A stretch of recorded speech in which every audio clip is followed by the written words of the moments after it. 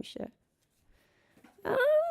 تقریبا با همه چیش مشکل زیبایی یه چیزی که انقدر سلیقه‌ایه، انقدر از یک فرد تا یک فرد دیگه متفاوته، یه چیزی که من ممکنه نظرم زیبا باشه ممکنه به نظر شما اصلا زیبا نیاد. اصلا چرا یک کلمه واحد تحت عنوان زیبایی ما داریم برای آدم انقدر همه متفاوتن، انقدر سلایق، انقدر فرهنگ و انقدر چیزهای انقدر معیارهای مختلفی هست برای سنجیدنش که جا دادنش توی کلمه خیلی کار مسخره‌ایه. به نظر من خوبه اینکه آدم یه نفر رو میبینه و به نظرش زیباست، به چشش زیباست و دوست داره حالا خودش هم به اون زیبایی نزدیک بشه.